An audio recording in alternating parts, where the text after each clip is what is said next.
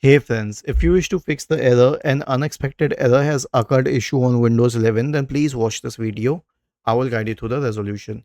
Now the first solution is to run the network adapter troubleshooter. Right click on the start button, select settings from the menu, and then you can go to the system tab on the list on the left hand side. In the right pane, select troubleshoot and then select other troubleshooters and then click on run corresponding to the network adapter troubleshooter. The next solution is an SFC scan.